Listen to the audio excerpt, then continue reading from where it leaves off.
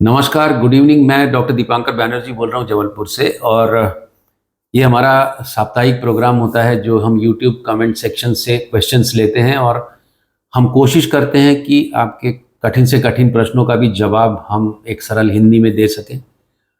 यदि आपको चैनल और हमारा कंटेंट यदि आप देखते रहते हैं तो इसको सब्सक्राइब भी कर लीजिए प्लीज़, ताकि हमको एक हौसला मिले, एक बुलंदी मिले। मैं देवेंद्र जी से अनुरोध करता हूँ कि please go head with the questions. Very good evening sir.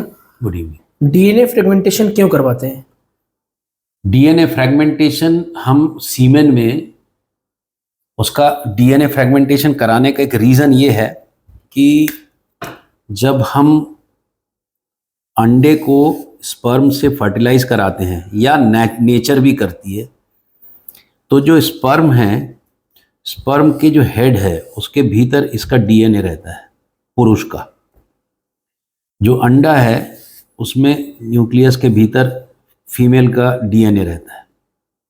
ये डीएनए एक कंटिन्यूअस धागे की एक लड़ी जैसी है जिसमें कि खूब अक्षर लिखे रहते हैं और हर अक्षर का एक मतलब होता है, उससे प्रोटीन बनते हैं, उसको जीन बोलते हैं। अब स्पर्म जब बनता है तो कई बार ये जो लड़ी है, इस लड़ी में यदि कहीं पर ब्रेक आ जाए, और आपको ये ब्रेक तो माइक्रोस्कोप में दिखेगा नहीं, तो आप इसी स्पर्म से इसको फर्टिलाइज कराएंगे इक्सी में। इसमें जो टूटी हुई जगह है ये लॉस है।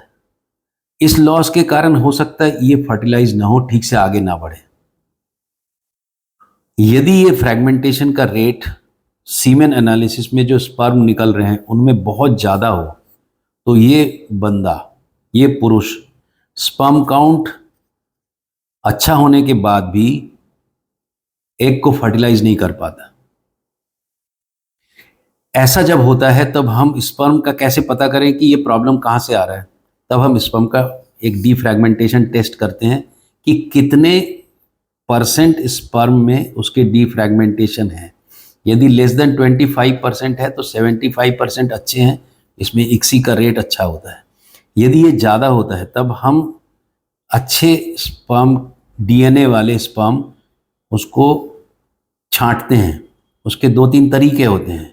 एक जो आजकल हम करते हैं माइक्रोफ्लूइडिक्स, और एक होता है मैक्स। इनसे हम स्पर्म को, इंटैक्ट स्पर्म को लेके फिर इक्सी करते हैं, इसलिए डीएनए फ्रेगमेंटेशन करते हैं। कैरोटाइप में 47XXY आया है, क्या करें?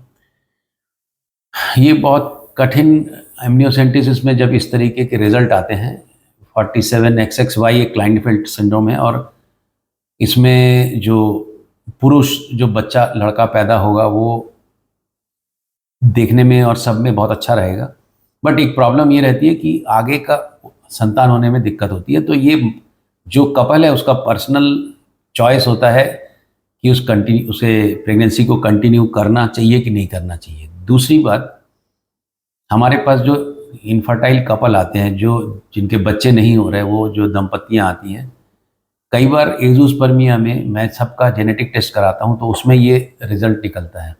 जब ये रिजल्ट निकलता है तो उसमें टीसा के द्वारा स्पर्म निकलने का चांस कम हो जाता है।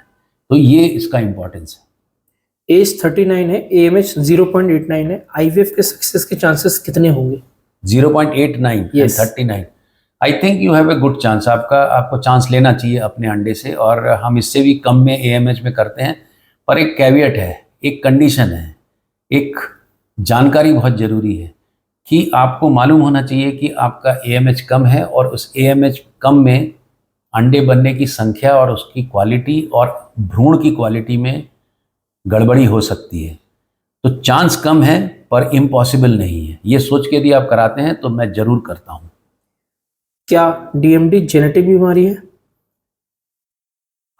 डूशेन मस्कुलर डिस्ट्रफी एक जेनेटिक बीमारी है।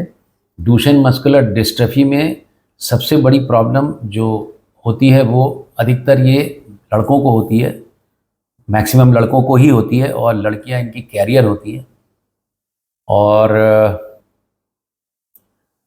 ये हो सकता है कि खानदान में चले जिसमें खाली लड़कों को ये प्रकट हो रहा है, और जब आप उसकी पेडिग्री, उसकी वंशावली बनाते हैं तो आपको उस में ऐसे बच्चे मिलते हैं जिनका मसल वीकनेस हो, जिसके खड़े होने में दिक्कत हो, थोड़े 10-12 साल में व्हीलचेयर पे आ गए, सीधे खड़े नहीं हो पाते।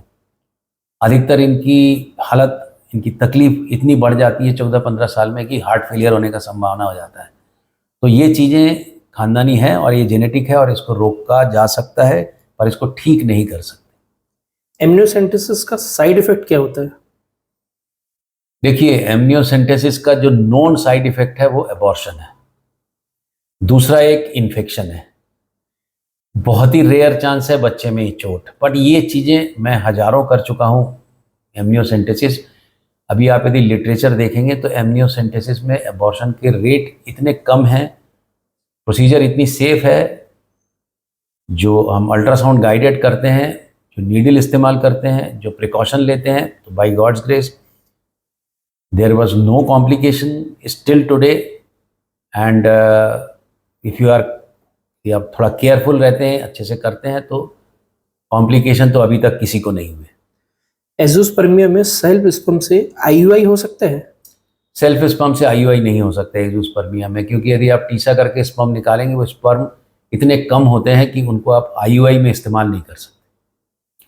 सुनने और जुड़ने के लिए बहुत बहुत धन्यवाद। यदि आपको कंटेंट और मेरा क्वालिटी अच्छा लगता है तो प्लीज़ चैनल को सब्सक्राइब जरूर करें। Thank you very much.